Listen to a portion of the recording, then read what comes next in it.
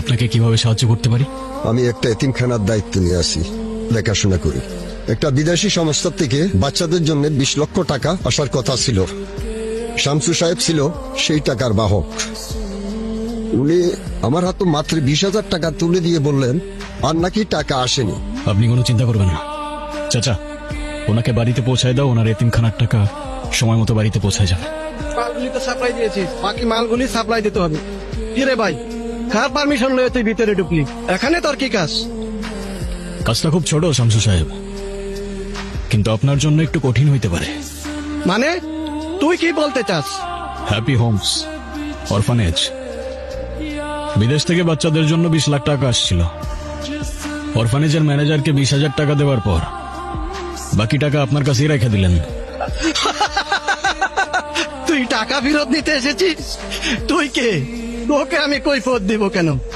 একটা জং ধরা ভাঙ্গা চোরা গাড়ি আর 4-5টা ছেলে নিয়ে এসে লোহ গড়ায় গ্যাংস্টার শাস্তে চাস না? এতিমখানার ম্যানেজার অর্থাৎ গনি মিয়া আমার কাছে আসছিল সাহায্যের জন্য, তাই আমার অনুরোধ থাকবে তার কাছে গিয়ে ক্ষমা চাইবেন আর এতিমখানার বাকি 19,80,000 টাকা ফেরত দিয়ে দিবেন। আমি কামরুন জামান ভাইয়ের লোক।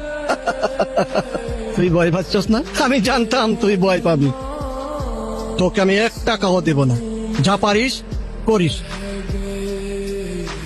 এরা সবাই লোহাগড়ের মেকানিক, মারতে মারতে লোহা পর্যন্ত সোজা করে ফেলে। আপনি আর কি জিনিস? ওই 20 লাখ টাকা 120 বাচ্চার 6 মাসের খাবার এত সহজে খায় ফেলবেন? কাল সূর্য ওঠার আগে যদি বাকি টাকা গনি চাচার হাতে না পৌঁছায়, আপনার এমন ব্যবস্থা নেওয়া হবে যে আপনার কামরুজ্জামান সাহেব 7 জন্মে আপনাকে খুঁজে বের করতে পারবে না। আর ভুল হয়ে গেছে, আমার মাফ করে দেন। আচ্ছা সমস্যা নেই ভাই, আমার বিদেশি 60টা মাল লাগবে, আমি অ্যাডভান্স করে দিতেছি আর বাদ বাকিটা পরে দিয়ে দিতেছি। ভাই ছবি তুলতেছে। আমার আজান আসে না এখনো। আজান আসলে খাবো, এখন খেতে ভালো লাগছে না। যে মনে হয় না। হ্যাঁ মা, করবো। কেমন আছো? শরীর কেমন এখন তোমার? এই তো বাবা, এখন তুই আসছিস না, এখন আমি সুস্থ হয়ে যাব। ওষুধ খেয়েছো? ওষুধ খাওনি এখনো তুমি? আলি, তুই এখনো মাকে ওষুধ দিসনি? মানে আমি একটা দিন না থাকলেই অনিয়ম করবি? কিছু বলি না দেখি কি মাথায় উঠে গেছিস তুই? ভাইজান, আমি তো সেই কখন থেকে চেষ্টা করতেছি, আমার তো একটা নলাও নিল না। সেই এক কথা, আজান আসুক তারপর খাবো। আলীর কোনো দোষ নাই। হ্যাঁ হয়েছে, তোমার আর ওর হয়ে ওকালতি করতে হবে না। দে আমাকে, দে, আমি খেয়ে দিচ্ছি। এই যে তুমি যে অনিয়ম করো, হ্যাঁ আমার কথা শোনো না, জেদ করো, এটা কি তুমি ঠিক করো? হ্যাঁ, তোমার যদি কোনো ক্ষতি হয়ে যায় সব থেকে বেশি কষ্ট কে পাবে? তুমি না আমি? এটা বোঝো না তুমি? তুই যেন আমার কত কথা শুনিস, একদম সব অক্ষরে অক্ষরে পালন করিস, তাই না? যে বাসাটা খালি খালি লাগে। আমার একটা সঙ্গী দরকার, বিয়ে শাদী কর। কে শোনে কার কথা? চিনতে পেরেছো তাহলে? হ্যাঁ, গ্যারেজের কাজকর্ম ফেলে আজকাল পুরো লোহাগারের দায়িত্ব নিয়েছো নাকি তুমি? যেটা বলতে চাচ্ছেন ঘুরিয়ে পেঁচিয়ে না বলে সরাসরি বলুন না। আচ্ছা ঠিক আছে, সরাসরি বলছি, শামসু আমার নিজের লোক।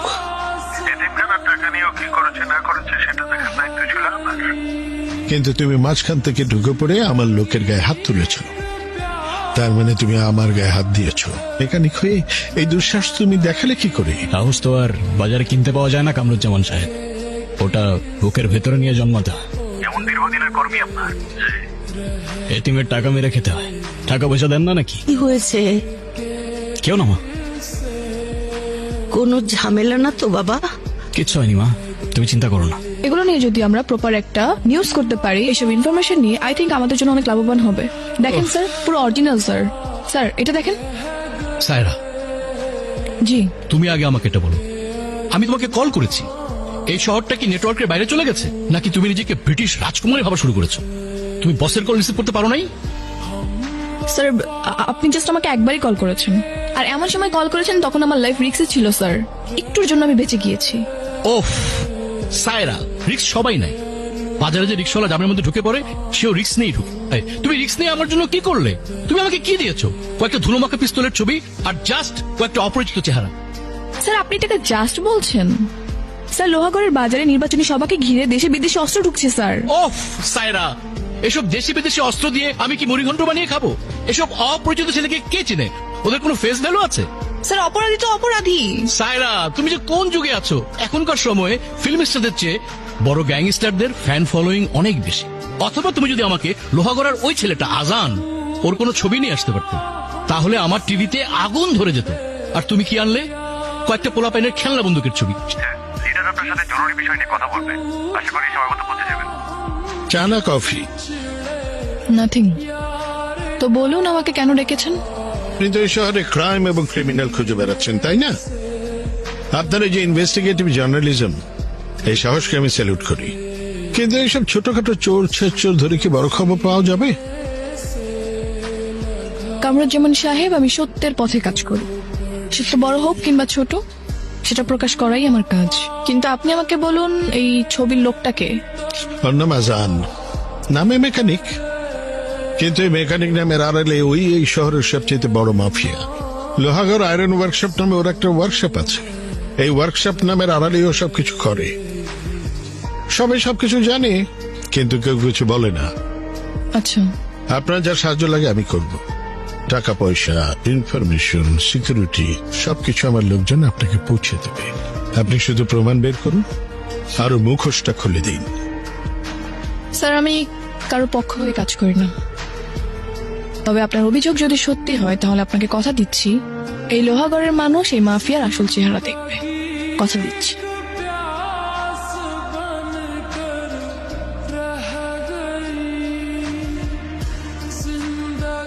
ভালো করে লাগাইস, কাস্টমার খালি কমপ্লেইন দেয়। কি ব্যাপার বলুন তো? আপনি তো দেখছি ছায়ার মতো আমার পিছু নিয়ে আছেন। ফলো করছিলেন কেন আমায়? আপনার এই নীরবতা কিন্তু অনেক কথা বলছে। আপনি যদি আরো চুপ থাকতে চান, তাহলে সেটা কিন্তু উল্টো আপনার ক্ষতির কারণ হতে পারে। আমি আপনার ইন্টারভিউ নিতে চাই। ক্যামেরার সামনে বসে সত্যি কথা বলার সাহস কি আপনার আছে? ইন্টারভিউ? আমার মতো একটা নগণ্য মেকানিকের কথায় এই দুনিয়ার কার কি যায় আসে? তারপরেও কি সত্যি জানতে চান বলুন? আপনার এই গ্যাংস্টার বা মাফিয়াগিরির কাজ কতদিন ধরে চলছে? আমরা তো সামান্য মেকানিক, গাড়ির মেরামত করি। কিছু মানুষের মেরামতও করতে হয়। তাই গ্যাং নিয়ে প্রকাশ্যে মারধর করছেন, আইন হাতে তুলে নিচ্ছেন। আপনার কি তাদের জন্য একবারও মায়া হয় না? আপনার কি মনে হয় না আপনি সমাজের জন্য একটা অভিশাপ? আপনার ভুল ধারণাটা আমি বুঝতে পারছি, কিন্তু আগেই তো বললাম, মানুষের চোখের জল মোছার জন্যই আমরা মানুষের মেরামত করি, কারোর ক্ষতি করি না আমরা। একজন জলজান্ত খুনি বলছে সে নাকি কারো ক্ষতি করে না। হাস্যকর। এইটা বলুন, যদি আপনি কিছু করেই না থাকেন, তাহলে ওই লোকটাকে আপনি এভাবে কেন মারলেন? কি করেছিল উনি? এই পৃথিবীতে অনেক সময় এরকম হয়, যেটা দেখা যায় সেটা হয় না, আবার যেটা দেখা যায় না সেইটাই হয়। ওনার জামাই খালি মারধর করে। আমি বাধা দিছি দেখে আমার অনেক মারধর করছে। নেশার টাকার লেগে আমার প্রতিদিনে মারধর করে। হ্যাঁ ভাই, কি কাছেম কে লেগা? ও আপনাদের কাছে বিচার দিছে? হ্যাঁ, ও আমার বউ, আমি মারিয়ার দড়ি, এ আমার ব্যাপার। যেই মেয়েরে তার বাবা রাজকন্যার মতো বড় করে তোর হাতে আমানতের মতো তুলে দিছে, তার গায়ে তুই হাত তুলিস? এত সাহস তোর কে দিছে? হাত দিয়ে সেকেন্ড বার তোর বউরে তুই মারতে যাস? আর কোনোদিন মারবো না। জানেন তো, সাংবাদিকতায় এরকম অনেক অপরাধী দেখেছি যারা নিজেদেরকে হিরো মনে করে, আর এরকম এক একটা মন গড়া জাস্টিফিকেশন দেয়। সত্যিটাকে যদি আপনি গল্প মনে করেন সাইরা সাহেব, তাহলে গল্পটাই সত্যি। এই লোহাগড়ের ধুলা থেকে মানুষের দোয়া, সবই আমার আপন। মা, অনেক রাত হলো তো, হ্যাঁ খাওয়া দাওয়া করবি না? আই খেয়ে নে। তুমি খায় নাও মা, আমি পরে খাবো নি, হাতের কাজটা শেষ করে। ঠিক আছে, কাজ সেরে তো খেয়ে নিস মা। ওকে। আজকে কিন্তু তোমার সাথে একজন দেখা করতে আসছে। আমার সাথে আবার কে দেখা করতে আসবে? আসবে মা, আসবে। অনেকদিন বাঁচবেন আপনি। মাকে আপনার কথাই বলছিলাম আর আপনি চলে এলেন। আমার মা। আন্টি আসসালামু আলাইকুম। ওয়ালাইকুম আসসালাম। বসো মা, বসো। তুমি দেখতে তো খুব মিষ্টি। নাম কি তোমার মা? আন্টি আমি সায়রা। ও, আপনি কেমন আছেন? আপনার শরীর সুস্থ তো? একটা স্টেশনে বসে আছি, জীবনের শেষ ট্রেনটা কখন আসবে সেই অপেক্ষায় আছি। এই মা, কি বলছো তুমি? হ্যাঁ, ভাইজান আপনি না থাকলেও আম্মা এইসবই বলে খালি। ওরে বাপরে, কত নালিশ। আচ্ছা ঠিক আছে, আর বলবো না। দুজনের পরিচয় কবে থেকে কিভাবে হলো? আন্টি আমি আপনি সাংবাদিক মা। তোমার ছেলে যে পুরো শহর জুড়ে অশান্তি করে বেড়ায়, সেটা নিয়ে উনি তদন্ত করতে চায়। তোমার ছেলেকে নিয়ে বড় একটা রিপোর্ট বানানোর ইচ্ছা তার। হ্যাঁ কি বলেন ভাইজান? হ্যাঁ, মানে আমার ছেলেকে কিছু করেছে, বড় সড়ো তদন্ত হবে। মানে কি, কোনো সমস্যা? না আন্টি আন্টি ওরকম কিছু না, আপনি ঘাবড়াবেন না, উনি মজা করছে। কি খাবেন বলুন? আপনারা এখন রান্না বান্না করবেন? না না, এত কষ্ট করার কোনো দরকার নেই। আরে কিসের ঝামেলা আপা, আগুন দিয়ে রান্না করবো, গরম গরম পরিবেশন করবো। কি বলেন আম্মাজান? একদম ঠিক আছে, তুই রান্না কর। আজকে লোহাগড়ের 1 নম্বরের মাটন বিরিয়ানি বানাতে হবে। চলেন ভাইজান। চল। এরকম একটা মানুষের ব্যাপারে কেউ খারাপ কি করে বলতে পারে? তো মানুষ চিনতে ভুল করে ফেলেছিল। যে ছেলে নিজের মায়ের এভাবে যত্ন নিতে পারে, সে আর যাই হোক মানুষের ক্ষতি করতে পারে না। যাকে নিয়ে রিপোর্ট করলে আপনার ক্যারিয়ারের মোড় ঘুরে যাবে। আপনি আমাকে লজ্জা দিচ্ছেন? আরে না না, হয়তো তিনি ভুল কিছু বলেননি। আরে কোথায় যাচ্ছেন? চলে আসছি তো আমার বাসায়। এটা আপনার বাসা? হ্যাঁ। ঠিক আছে, খোদা হাফেজ। ধন্যবাদ। ধন্যবাদের কোনো বিশেষ কারণ? এই যে আমার ভুলটা ভাঙানোর জন্য। তুই আমার কোলে থাকলে আমার সব সময় অনেক শান্তি লাগে। আজকে যে মেয়েটা এলো, মেয়েটাকে আমার খুব ভালো লেগেছে। মনে হয়েছে মেয়েটা খুব লক্ষ্মী মানুষ। তোর যদি কোনো আপত্তি না থাকে তাহলে মেয়েটার সাথে তোর বিয়ের কথাবার্তা আগাই। আরে মা, কি বলো? ওর সাথে তো পরিচয়ই কয়েকদিন হলো। এরকম কিছু না মা। বাজার কমিটি সাদা বন্ধ করে দিয়েছিল, একটা গাড়িও নড়তে দিচ্ছে না। আজানের লোকেরা বলছে এসব নাকি লোহাগড়ার মানুষের কোন নেতার বাপের না। আর তোমার রাতের ঘুম হারাম করলো কে? আজান, আজান, আজান, আজান।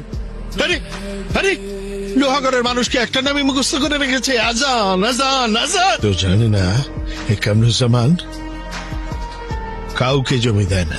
ও ভাইজান, হ্যাঁ, বেলা তো অনেক হইল। আপনার পেট কি লোহার তৈরি নাকি? ক্ষুধা লাগে না আপনার? বড় মাছ আনছি, চলেন হাতটা ধুয়ে আসেন, খায় নেন। আচ্ছা তুই ভেতরে যা, আমি গাড়িটা দেখে আসতেছি। আচ্ছা ঠিক আছে। এই ধুলো বালি মাখা গ্যারেজে তোমাকে দেখে আমার খুব মায়া লাগছে।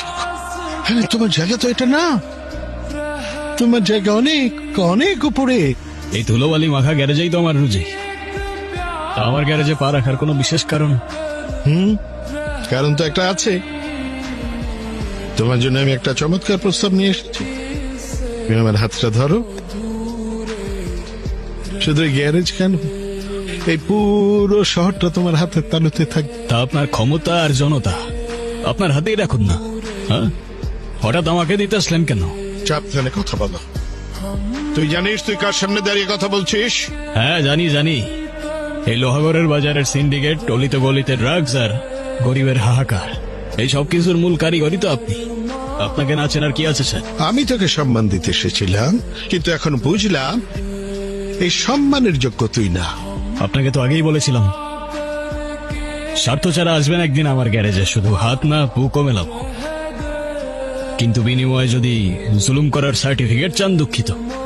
আফসোস, আপনি আসলেন ঠিকই, কিন্তু আপনার সেই স্বার্থ নিয়েই আসলেন।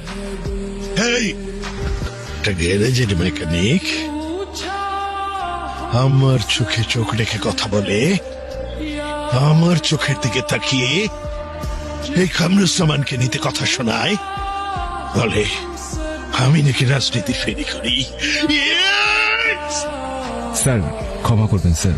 স্যার ও অবুঝ ছিল স্যার, ও জানে না কার সঙ্গে তর্ক করছে। স্যার আমি ওসি সাহেবকে ফোন করে জানিয়ে দিয়েছি, ওসি সাহেব ব্যবস্থা নেবে, ওর গ্যারেজ সিলগালা করে দেবে এবং ওকে এমন কেসে আটকে চালান করে দেবে যে ওর দাম্ভিকতা সব মাটির সাথে মিশে যাবে। স্যার স্যার আমি এক্ষুনি ওর ব্যবস্থা নিচ্ছি। ওয়ালাইকুম আসসালাম। স্যার, আমাকে ডাকার কোনো বিশেষ কারণ? কারণ তো অবশ্যই আছে, না ডেকে আর উপায় কি? বসুন। শুনেছি আপনি গ্যারেজে কাজ করার পাশাপাশি মানুষের সঙ্গে নাকি অনেক ঝামেলা জড়াচ্ছেন। আপনার জন্য মানুষের অনেক সমস্যা হচ্ছে। ঠিক কাদের সমস্যা হয় সেটা বললে বুঝতে একটু সুবিধা হতো স্যার। ইনফরমেশন পেয়েছেন তাকে বলবেন প্রমাণ সহ সামনে আসতে, তাহলেই সবকিছু ক্লিয়ার হয়ে যাবে ইনশাল্লাহ।